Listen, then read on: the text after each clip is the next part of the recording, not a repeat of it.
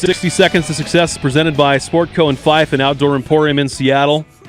If you head down to Sportco or to OE and you ask the folks behind the tackle counter to help you out, they'll help you find everything in front of us here on the brand new 60 Seconds to Success board and Duane hatchery steelhead season. It is appropriate that once the water kind of drops into shape that we have a kind of a little bit of a prep course on a handful of rigs that are proven for hatchery steelhead. Well, you know, Joel, we have a lot of folks that have been doing that for a long time and very successful, and you have your go-to techniques, and we have a lot of folks that are just trying to take it on. And so some basic things that have been tried and true and proven over the years. You know, most of us, and I think we could all agree, we started out drift fishing back in the day, and it's not something to completely steer away from. It's still very efficient, works very well. And, you know, when it comes to hatchery fish, quite honestly, I'm using probably more bait than more times than not. So especially on dropping water with limited visibility, a simple drift rig. First of all, if you're bank fishing, drift fishing, and or out of the drift boat. But let's talk about the bank fisherman. You know, gear up for success, okay? Sometimes you don't have a lot of travel ability along your riverbank, so you really got to hold your position and get that fish to come back to you. So when you talk mainline, now we're drift fishing, so I don't use braid for drift fishing, right? We're talking all strictly monofilament. I'm going to gear up or spool up my mainline with 20, 25-pound Maximum Ultra Green. I'll go with 20-pound. 15 will get it done if you can, you know, chase a fish. But if you're in a spot where you're fishing bouldery stuff and can't go chasing after them, I'm going to gear up with like a 20-pound main line, and then it's kind of your choice. Now, as far as simple rigs go, using just a crane swivel and the new Beau Mac stick lead, when it comes to drift fishing, if you want to spend more time in the water and not get hung up and change your lead out all the time, simply get a hold of some of these new stick leads, the Lil Doggie stick leads down at Sportco or Outdoor Emporium. Beau Mac makes them in various sizes, and I've used them in every application pretty much that I fish nowadays. Drift fishing is no exception. You're going to buy one packet, you're probably going to last the entire season because you just don't lose them. So they have eyelets at both ends. Just snap that onto your swivel. I go from my main line right to the swivel, tie on the swivel, snap your lead on. Now we're fishing just a leader, 24 to 28 inches on your leader. You can buy the pre-made cheater rigs by Beau Mac if you don't know how to tie up your own stuff.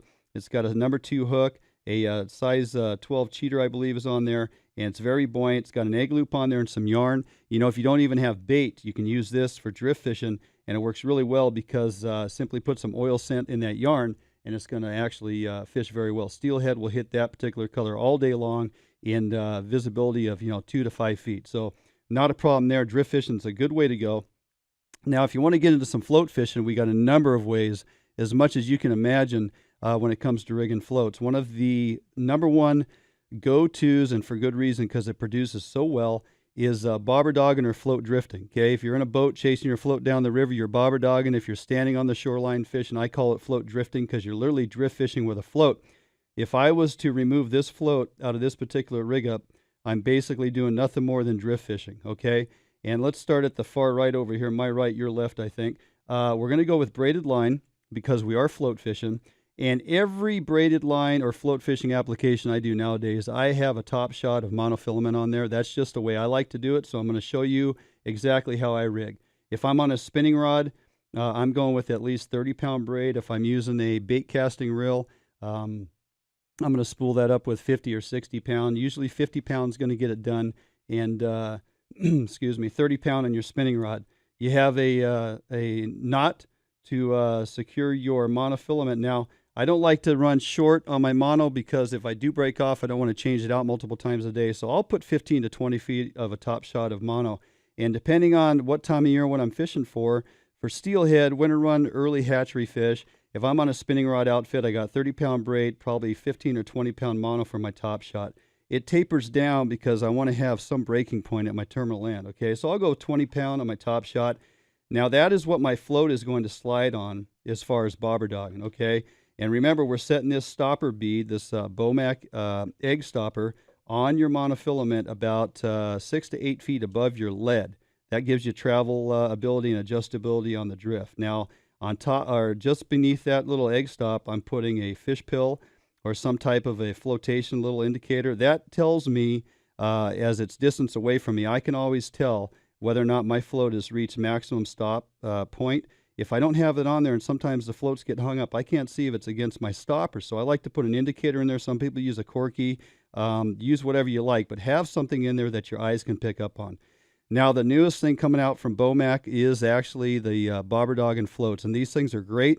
No, it's not just simply take a float and cut it in half, because that doesn't work. What they've done is they've grommeted the top and the bottom. The inside of this tube has a nice sturdy grommet in there, so your line is not going to cut into that float. If you just take a float and cut it in half, it's only going to last for a couple hours on the river. Your line, whether it's mono or braid, is going to cut into that. So get these new Bobber Dog style floats from Beau Mac. They work fantastic. The thing is, this square edge gives something for the water to push against as it's pointing downriver, and it keeps your presentation moving through the water exactly as you need it to. You match that up with a protector bead above your swivel. Okay, a nice little 6 millimeter bead under your float protects that even more. And again, I'm using the full-size 6-inch stick lead by Beau Mac. Couple that with that Bobber Doggin float, about a 24 to 28-inch leader with a cheater in between my hooks. Now, because I'm fishing bait, on my Bobber Dog setup in this particular rig, a lot of guys will go with 2 number 4s. I like to run a size 2, and a number 4 is my trailer with the cheater in between. I got a nice size egg loop on this hook of that number 2, and I can put a decent little piece of bait on there, prawn, shrimp, egg, whatever it is. That's my Bobber Doggin setup. It continues to move through the water, doesn't get hung up hardly at all. You spend more time fishing, less time tying. Let's talk about a jig presentation. Again, I'm using my 30-pound braid on my spinning rod, 40 or 50 on my bait caster. I got a 20-foot section of Top Shot 20-pound. Got my egg stopper, got my indicator.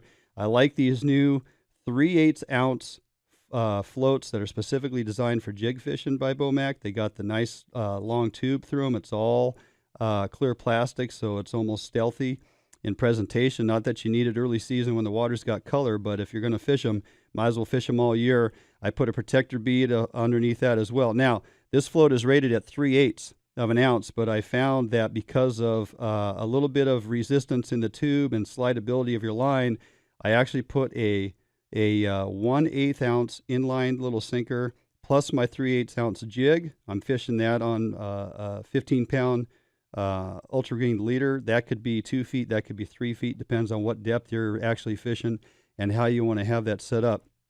The important thing is to not just rely on your 3/8 ounce jig to pull that on through the float.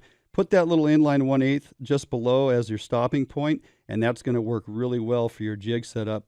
So you got that 1/8, got a 3/8 jig, goes with that 3/8 float, and it works really, really well. And the final one, bead fishing has become very popular, Shangle. A lot of people are doing it. I've had success over the last couple of years in doing so. I use the 5/8 torpedo float. Again, I got my egg stopper on there. I got my indicator. I put a 1/4 ounce inline sinker below that. Below that, I go at least 2 feet of mono to a little inline. This is an inline dual swivel piece of stick lead. It's a 1/32 ounce. It doesn't take much. Actually, I used to use just a swivel, and I would put on there some of the weighted putty that fly fishermen use, and it's just enough of a little bit of weight to get my beads down because they're neutral buoyant, and I got to have something to drag them down. This whole presentation is about 6 feet below my float. It's easy to cast, and it works. It also has adjustability. If I do need to go deeper, I can rely on sliding my egg stop up further on the mono. That's going to, fish my presentation even a little deeper. So I got a 1/4 ounce lead under the 5/8 float. I got a 1/32 inline little stick. I go to a 2-foot leader to my first bead, whether it's a 12 millimeter or 10, and then I got about 18 inches to my second bead, which is usually an 8 millimeter. This is a soft bead. That's made by certain manufacturers. You can get soft beads as well. I just wanted to show the difference between a soft and then a hard pill bead. So dual beads is usually what I fish. And again, that's about a 5-6 foot presentation below the float. You don't want it necessarily dragging, but if it's suspended a foot or so off the bottom, you're going to find that those fish really go after them beads. It's a pretty snag-free presentation as well because the weight is suspended up under the float. The beads don't get hung up all that much. But these are some really basic rigs. We'll go ahead and put this up on our Facebook page later so people can kind of break it down and see what it's all about. Sportco and Outdoor Emporium, last-minute Christmas shopping. They're open until 4 o'clock on Christmas Eve, and I believe it's today or this week.